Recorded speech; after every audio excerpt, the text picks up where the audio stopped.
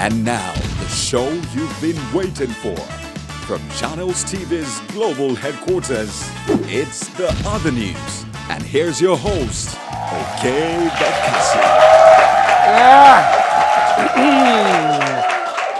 Welcome back, my dear people, to another tasty episode of The Other News. This show is the stew on top the white rice that is street news. We have a very delicious episode ahead of us. Our guest tonight is a human rights activist, author, playwright, and seasoned politician. Ladies and gentlemen, make some noise for Senator Shehu Sani in the building! Also on the menu, our hustling and bustling correspondent, Dan the Humorous, has yet another story, and Binta wonders why ASUU is too hot and peppery to handle. Now I'm beginning to feel hungry. Anyway, we have plenty to eat, okay? But as we do it, first is the other news headlines. The president, Muhammadu Buhari, has approved an enhanced salary package for the officers of the Nigerian police force. How many times I call you now? Tell us now. Is there anything for the boys? All right. A 30-year-old man has been taken to court over the theft of a government bicycle. Well, in his defense, the bicycle did not have tinted glass, no flag, no siren, no government plate number, or even convoy. So how is the poor man supposed to know that it's government bicycle? British and French museums are set to return Benin bronzes after 100 years. Nigerians are celebrating, but nobody is even asking the bronze. How do you feel about being deported after 100 years of calling that place home? Highly inconsiderate, if you ask me. Government has increased minimum wage to 126,480 naira. Hey, no, calm down, not in Nigeria. Not Nigerian government. I mean South African government. Here we still fantasize about 30,000 naira. A few days ago, soldiers were killed by Boko Haram in Metele in Borno State. May their brave souls rest in peace. Interestingly, in the wake of what must have been a noisy attack, things were quite quiet. Nigerians got to know about the unfortunate incident not through the Association of Leading National Talkatives. These cases are mostly known by most Nigerians. They have nothing to say. Surprisingly or unsurprisingly, they had nothing to say. Not through the army. Even those who are constitutionally obliged to inform the public of current issues, the Nigerian press, were whispering. Eventually, thankfully, the press started lauding it. The army unzipped their lips, only to threaten fake news, and then correct the fake news with something that looked a little bit like this. You see, when a tragedy like this occurs, Nigerians are bound to ask questions. And not be this kind of answer we define, though. How many people has been reported to the president? No. I am not in the knowledge of that because unless the president tells me, I don't know, and we have not discussed it. It was clearly disclosed that we had lost 23, gallant soldiers in that. In other words, if you ask me, now who I go ask? But you see, we the people, still they ask. Because when the Nigerian press that is known for plenty talk does film when there's hot news, we have to ask if Nigeria don't turn silent movie. According to respectable Nigerian herbalists, talkative people don't just become quiet overnight unless they are traumatized. And it is well-known fact that nobody traumatizes the press in a strong democracy like ours. They might be disappointed, but there's no trauma. For instance, even if a governmental money exchange video has gone viral, a country with an authoritarian government might silence the press till further notice, but not in Nigeria.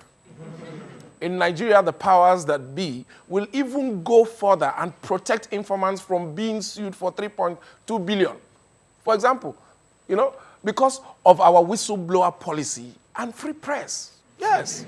Here, the press is free. Free as a bird. The State Security Service is right now a machinery of oppression, whereby it is used to target journalists. We will not forget even Tony Ezekamo, who was held for a week because he wanted to reveal his sources to a story that had to do with terrorism in the north. How I can only appeal for how we can collaboratively come together to save what we are all hoping to hold on to, which is a free press and accountable press. This guy must be talking about another country with green, white, green flag. Maybe Pakistan. But like Fal said, this is Nigeria. Yeah. Before elections, the government and the press are like this guy. He says he loves the woman, but it'd be like saying a green card something. Yeah. See, the government and the press are BFFs. They go on dates together, they laugh together, they come on air, talk about their political agenda. But then, after the green card after the election is won, story go change. The picture will change from this. As they say, all is fair in love and politics. If things don't change with our press, so we're going to chop information. We no get meat, shaki, or even poma. Like this. I am not in the knowledge of that because unless the president tells me, I don't know, and we have not discussed it. Before our dear press joins the endangered species list, let's come together and save our dear press. Hashtag save our dear press.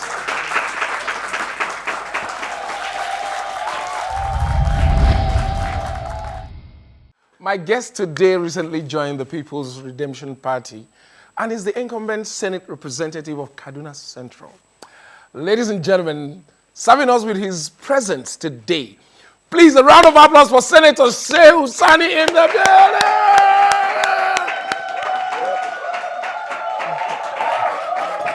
You're welcome, sir. Thank you. You're welcome. Thank you. Good to have you. Yes. Yeah, it was reported that when you voluntarily declared your assets, that you included your wives and children as part of your assets. Is that true, sir? And what was their reaction to that? Well, when we got into the office, we were told that we need to go to an office called Code of Conduct Bureau. Yep. And that is where you are given a form for you to make declarations of the number of houses you have, the cars, the furnitures. And there was a column for your own spouses.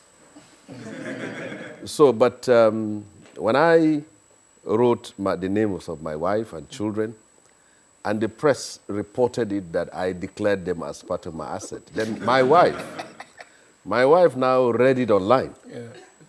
And she now screenshotted and sent it to me. And now she said, so I am now part of your asset. So she said, I hope you won't mind if I also declare you as my own asset. Yeah. So, Yeah, because what is fair is fair. Yeah, but that doesn't raise much issue as when I publicly disclose the amount of money being earned by legislators. And I said 13.5. So my wife, it was the first time she had it. Yes. So when she read it, she called me. I said, so this is the kind of money That we bring in. you've been earning. And since that day, there has never been peace. Yeah, So, I can imagine. How would you rate the APC government so far? well, like I've said, there are areas that we have achieved as in government. And there are also areas that the APC as a government has failed. Where it has achieved has to do with the perception of a country as a corrupt nation. And now we also have a leader who is respected globally, not being seen to be corrupt, even though he is surrounded by corrupt people. And now... That's an irony. And then the failures of it has to do with the fact that even if we are able to contain the Boko Haram at a certain point, but the headsmen are killing people. And again, there is a difference between what the government says as achievement and the truth on the ground. So they have been able to complete some projects and also did something about the economy. But Nigeria has never been more divided as they are today, because the president, the government is still being seen to be clannish and nepotist, and one that is serving a section of the country, not all part of the country. All right, if you are still watching, it's the other news, and we just finished the appetizer. Don't even go anywhere. Let's take a seat. We'll be back.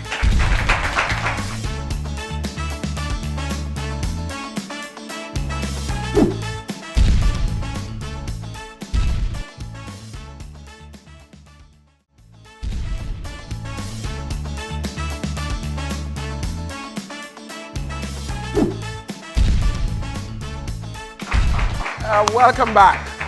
We continue with our main course with the captivating Shehu Sani, who we have in the studio. Distinguished Senator, haven't fought for Nigeria's democracy in the past and even gone to prison for that cause.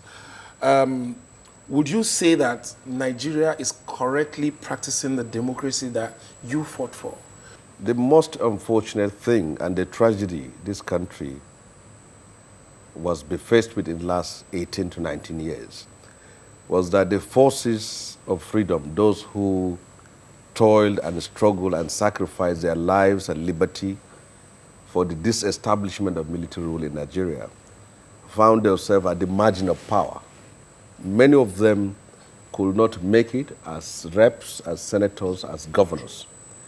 So it was clear that mistakes were made in the sense that after fighting to restore democracy, they went back, and then some people simply took the opportunity and now established themselves. From 1999 to 2015, we had a government of sinners in court, and then from 2015 to date, we have that of saints, and people could hardly differentiate the difference. Between the sinners and the yes, saints? Of course. Yes. Another irony. Yeah. Politically, what is the difference between North and South, even culturally? And how do we harness these differences to make Nigeria a better place?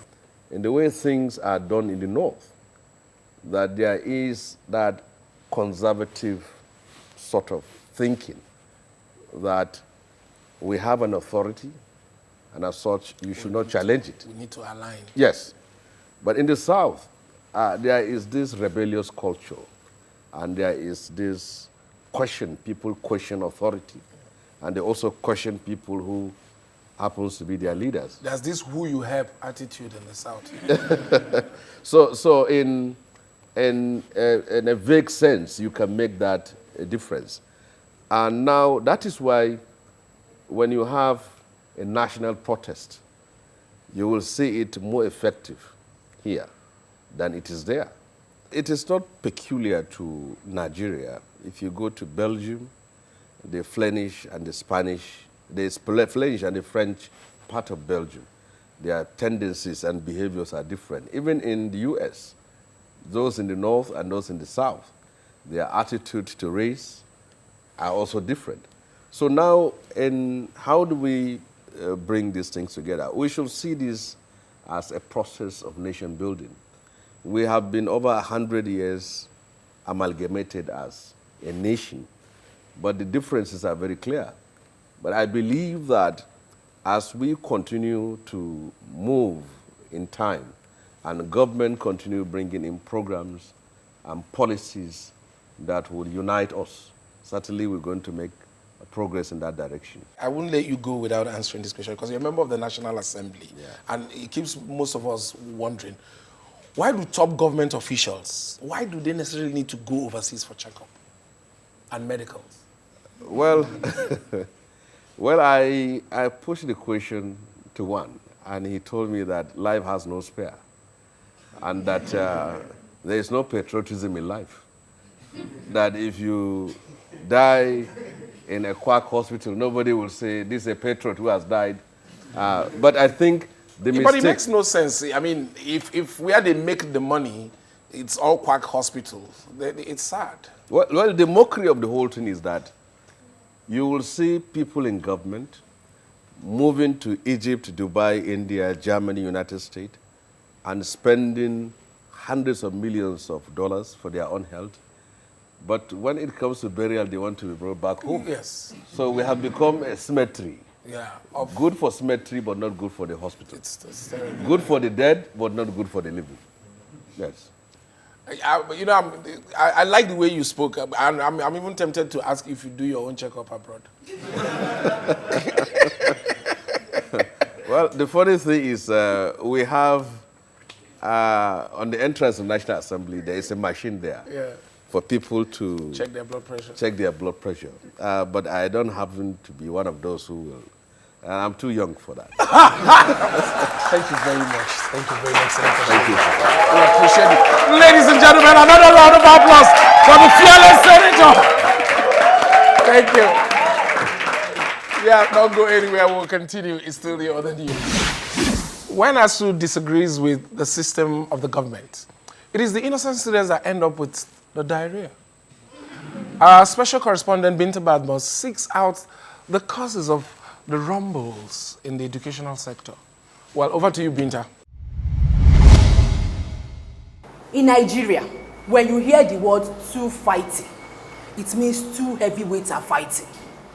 And people are either there because they want to get some important amebo or because they want to do referee and separate fight. I don't need to tell you what I'm there for. You see, this particular matter, the two heavyweights are ASUU and the federal government. And this fight, it don't take on and off. So I decided to understand what is happening by studying this case. The federal government team, led by Dr. Wali Babalaki, says federal government alone cannot fund education. Education must be funded from all sources. We cannot say that federal government alone should fund education. But wait. Is there something the federal government isn't telling us about this commercialization? Our contention is that education should not be for those who can pay alone, because education plays a very, very critical role in the development of any society. So what if they say government doesn't have money to run the universities, hence the commercialization of these same universities? That government don't have money is a lie.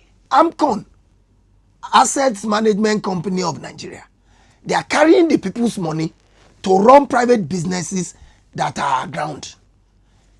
Corruption. Let's not even go to corruption. The National Assembly,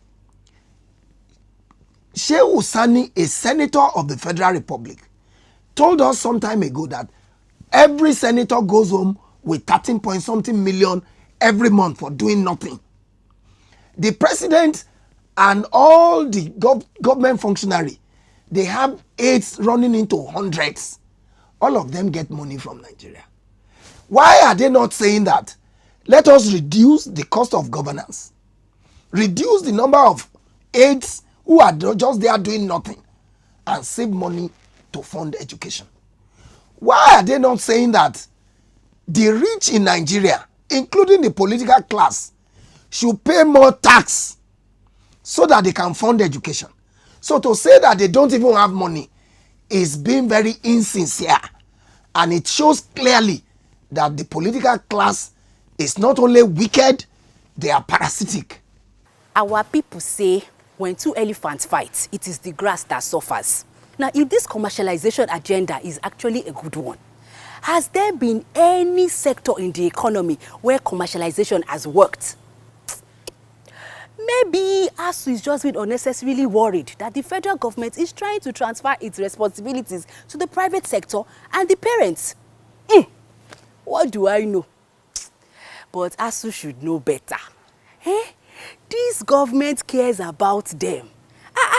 They know that too much money will make them go and buy iPhone, and then they start to be priding. And priding is not a good virtue. Till next time when I come with another gist, I am your special correspondent, Binta for the other news.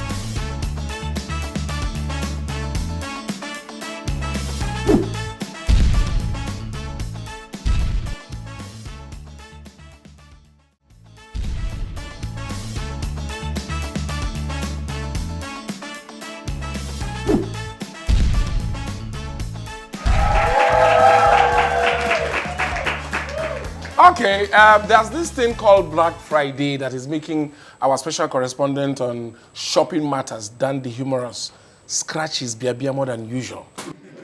Dan, I think you need anger management. Okay, it's not anger management something. Today's adumbration is fueled by an infuriated platitude of expressionless circumstance. Even I don't understand what I'm saying, but it echoes my emotions. Calm down. What happened? It's Black Friday, okay? Black Friday has turned into scam. These online people have turned Black Friday into Dark Friday, NEPA Friday. Everywhere black. I'm just a news presenter here. I don't understand all these things about shopping and black and dark. Can you break it down? What is Black Friday? Thank you very much. Black Friday is a commercialized cosmopolitan phenomenon in the USA that connotes a woofism, oshofrism, and every ism of low price. Do you understand me? In fact, it is an expression of where everything is free unnecessarily. Okay, so what is your problem with where everything is free unnecessarily? Because I don't... Who be this? They got the idea from politics. Where are you coming from? Come, this guy, don't you do your own this thing in this program? Every time you're introducing somebody something. Nice to meet you. Nice to meet you. Okay. So where were we? We are talking Black Friday. Black Friday is where buyers and voters are being seduced with, cheap products and electoral promises. Very simple, respectively. Okay. So are you saying that's why you're in this thing now? Or if you're saying that Black Friday is campaign period, then prior or unprior to campaign period, what do you call that one? Good Friday? Richard, prior or unprior to the campaign period the prices are sold normally, just like in politics. It's business as usual. Emphasis on business. Black Friday is always a win-win situation. Sellers sell, plenty products, low price. Buyers buy, plenty products, all for us, everywhere still. So how is it win-win in politics? It's very simple.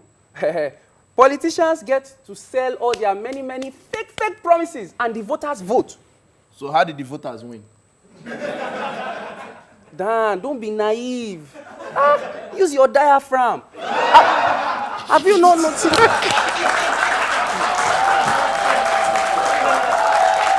With all these problems that we've talked about, how do we solve this Black Friday crisis? It is more than a crisis. It's a scam, I repeat. Because as I wanted to buy TV the other day, 4K UHD high-resolution TV. I said, no, I'll wait for Black Friday. Behold, when I went for Black Friday, the only thing black about that Friday was the color of the ink they used to write the price. The same price in the shop is the same price they have here. Me was saying, my new TV, everywhere stew. Now, the old TV is still there, palm oil. Should I tell you how it relates to politics? Yes. When you saw price, you surprised, Abi? Now, very simple. When these politicians campaign and promise heaven and earth, and when they get into office, they refuse to fulfill the campaign promises. That in campaign? The campaign. So how are we going to solve this Black Friday matter? The only way to solve this Black Friday matter is for us to, as the buyers, to open our eye. Effectively use the kidney. Watch out for all these things, because look, I've planned for them. I'm watching them now. From January, I will not wait till the week of Black Friday. I start to monitor the price. Straight. They cannot scam me again. Well, in politics, yes, we do not need kidney. We need liver. We need to face especially this campaign period, we need to face these politicians head on. We look at whether it's wayo or scam or anything. We scrutinize it. Because come Black Friday next year, that's next year election, everything will not be business as usual. We'll make sure we don't enter political higi-haga. That's true. And one last thing.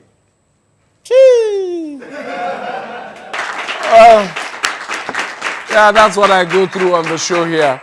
Well, thank you very much, SLK. Thank you very much, Dan the Humorous. Don't mention. Well, this brings us to the end of the 3-course episode of The Other News. If you want our recipe, join our live audience by calling the numbers on your screen. You can find us on Twitter, Instagram, Facebook, at The Other News CTV.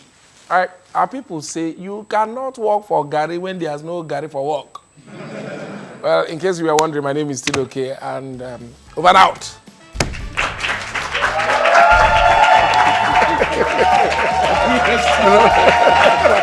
Was stew-related matters.